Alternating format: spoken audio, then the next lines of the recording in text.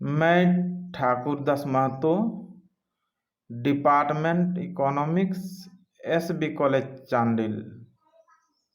मैं आज semester 6 paper number DSE-2 group B agriculture economics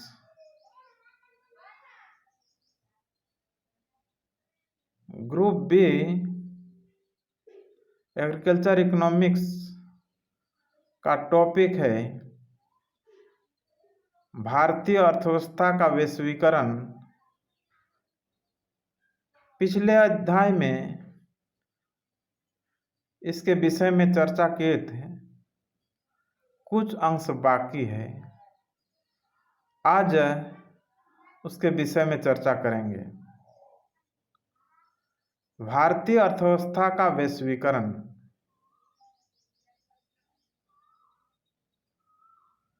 कई बहुराष्ट्रीय निगम जो पहले भारत की नीति के कारण यहाँ से चले गए थे, जैसे कोको कोला एवं IBM, वे भी भारत आ गए हैं। यहाँ पहले से भी कई निगम है जो कार्यशील है, जैसे ABB, प्रॉक्टर एवं गैम्बल, लिप्टन, मदुरा, कोट्स इत्यादि। अब यह पुराने बहुराष्ट्रीय निगम भी पूंजी का प्रतिशत बढ़ाकर प्रबंध नियंत्रण अपने अधिकार में ले सकते हैं। भारत में कुछ कंपनियां ऐसी है जिनका प्रबंध नियंत्रण उनके पास नहीं है, जैसे काइनेटिक होंडा, SRF एवं LML। अब यह भी नवीनतम तकनीक देने के बहाने प्रबंध नियंत्रण एवं पूंजी में हिस्सा ले सकते हैं। भारत में 20 उद्योग ऐसे हैं जहां नवीन आर्थिक नीति के लागू होने के बाद बहुराष्ट्रीय कंपनियों का असर तेजी से बढ़ा है। उदाहरण के लिए हिंदुस्तान लीवर समूह ने प्रतिस्पर्धी टाटा ऑयल मिल्स सहित कई कंपनियों को अपने समूह में ले लिया है। इसी प्रकार आइसक्रीम बाजार में भी लीवर समूह ने क्वालिटी द्वारा बनाए गए बाजार के सहारे वाल्स को जमाने की कोशिश की है।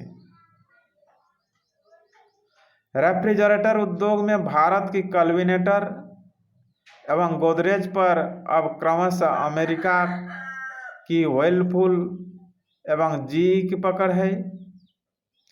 टेलीविज़न में बहुराष्ट्रीय कंपनियों की बहार आई हुई है, जैसे LG, सैमसंग, नेशनल, पैनासोनिक इत्यादि।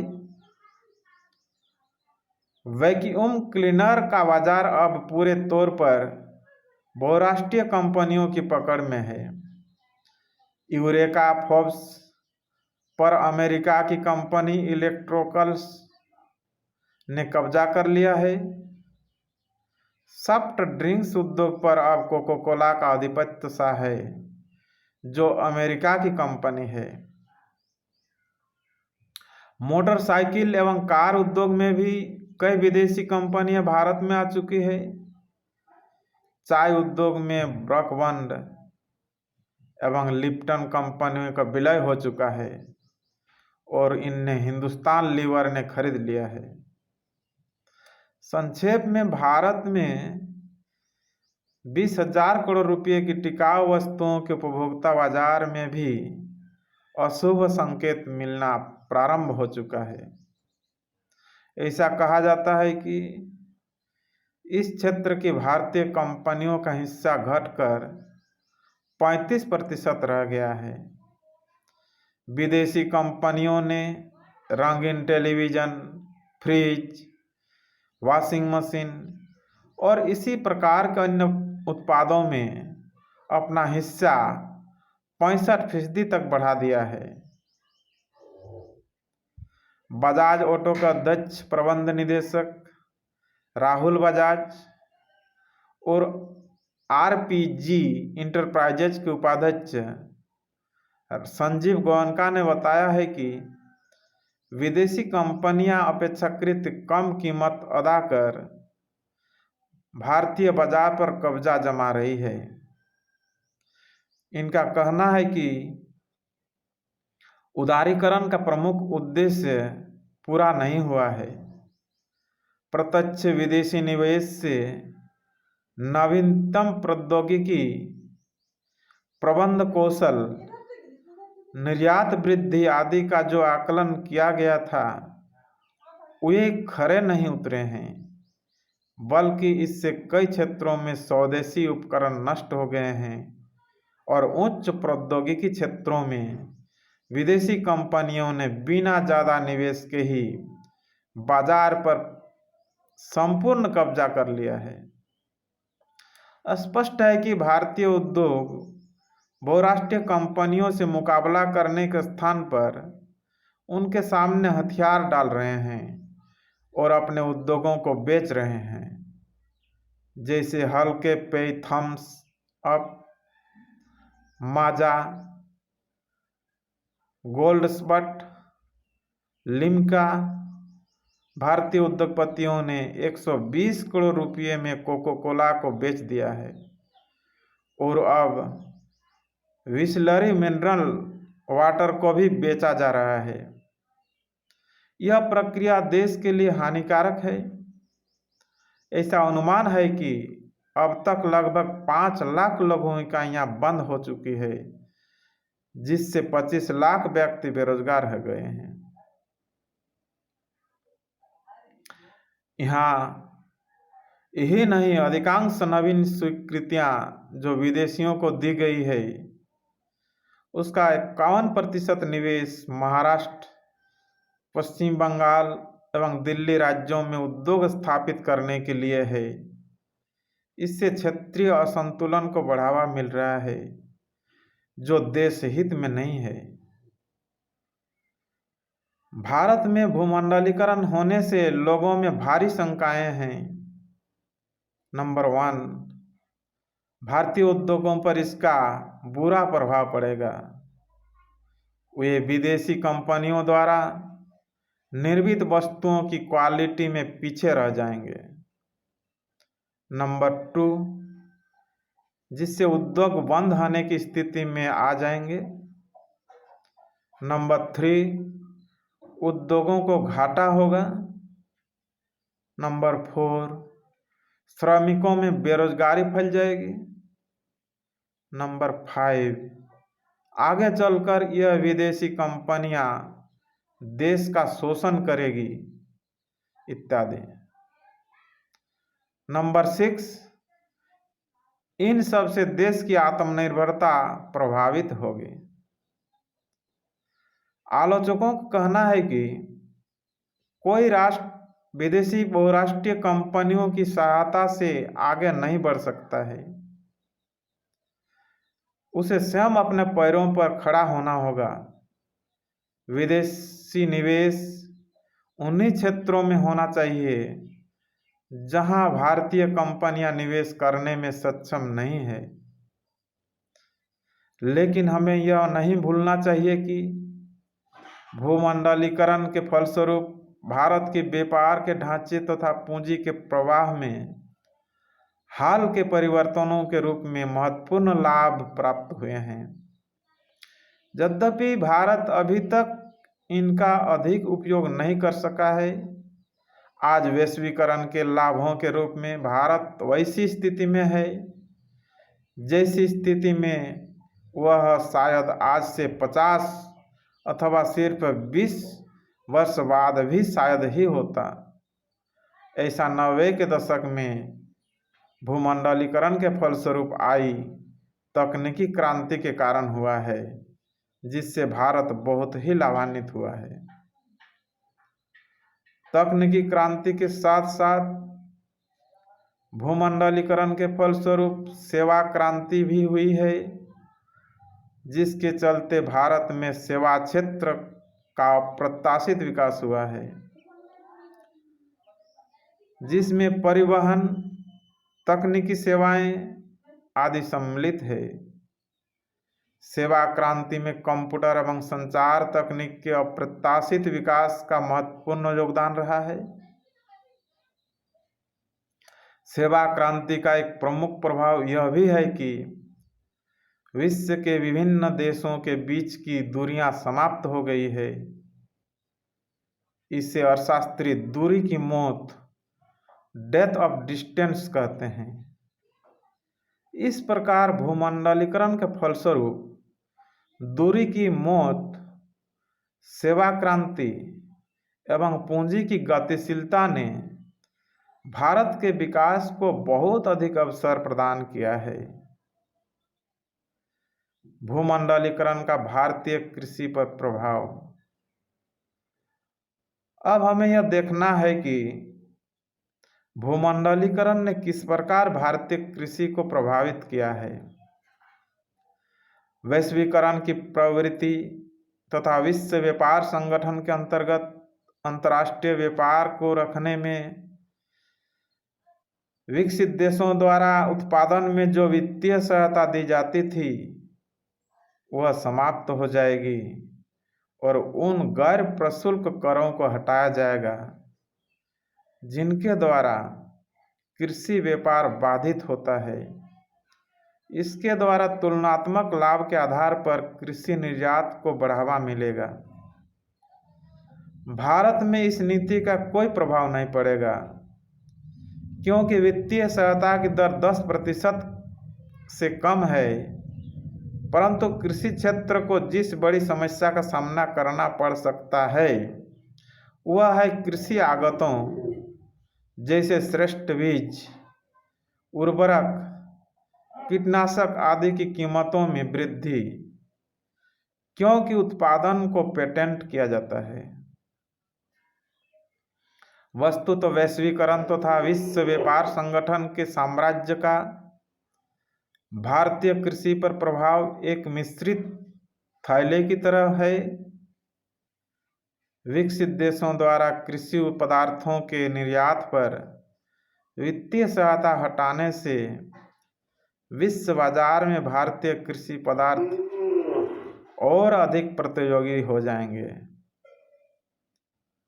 भारतीय कृषि पर भूमंडलीकरण, वैश्वीकरण के प्रभाव की व्याख्या निम्नलिखित शीर्षकों के अंतर्गत की जा सकती है।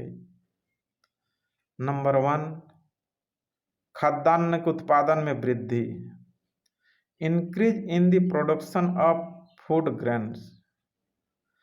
कृषि विकास की दर में विगत 14 वर्षों 1990-91 ईस्वी से 2003-04 ईस्वी के अंदर कोई विशेष परिवर्तन नहीं आया है।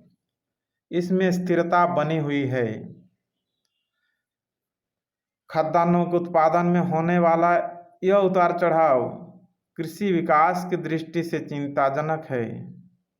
स्पष्ट है कि सुधार प्रक्रिया में कृषि की उपेक्षा हुई है। नंबर 2, बागवानी के उत्पादन में बढ़ती प्रवृत्ति, इंक्रीजिंग ट्रेंड इन हॉर्टिकल्चर प्रोडक्ट। भारत में कई प्रकार की बागवानी फसलें उगाई जाती है।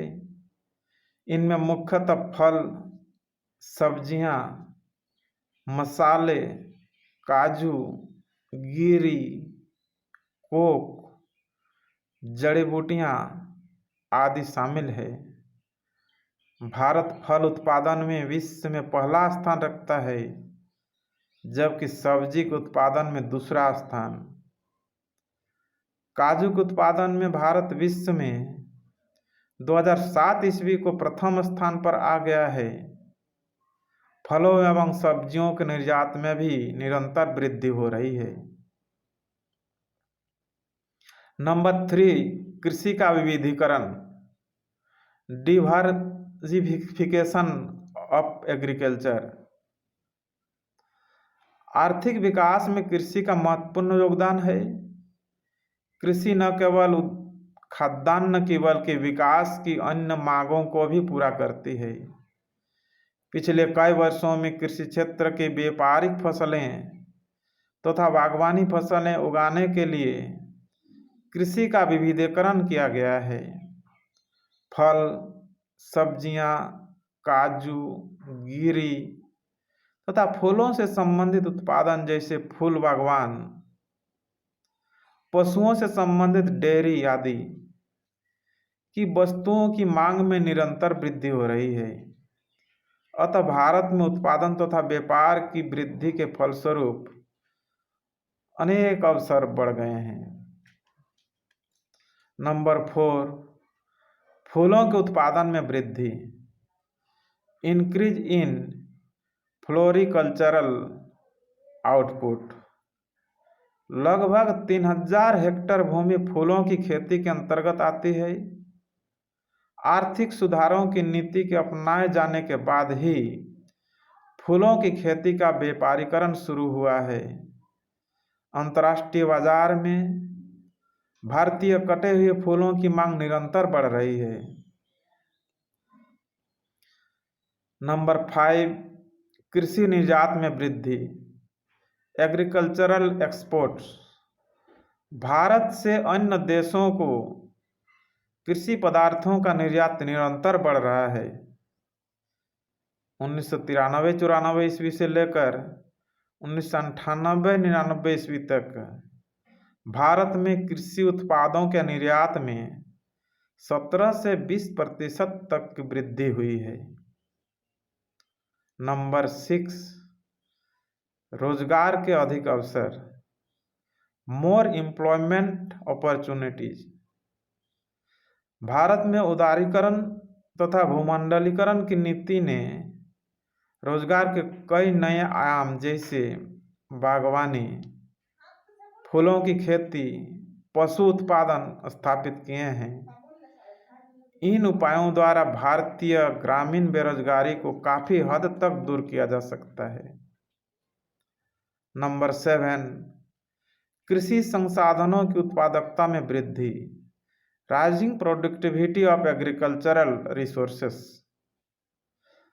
आर्थिक सुधारों के फलस्वरूप कृषि आगतों तथा बीज, उर्वरक तथा कीटनाशक दवाओं के उत्पादन में वृद्धि हुई है। नंबर 8, कृषि आयात में वृद्धि। Rise in agricultural imports. वैश्वीकरण की नीति के अपनाए जाने के कारण कृषि एवं संबद्ध क्षेत्रों में आयात पर से मात्रात्मक प्रतिबंध हटाकर विदेशी उत्पादों के लिए दरवाजे पूरी तरह खुल गए हैं। अतः आयात की संभावना बढ़ गई है। नंबर 9, लागत में वृद्धि। Increase in cost. कुछ विद्वानों का यह मानना है कि कृषि के क्षेत्र में उदारीकरण तथा वैश्वीकरण की नीति के अपनाए जाने के कारण तथा कृषि पर से सब्सिडी को समाप्त करने, कृषि बीजों के संबंध में पेटेंट कानून लागू होने से भारतीय कृषि पर गंभीर प्रभाव पड़ने की संभावना है।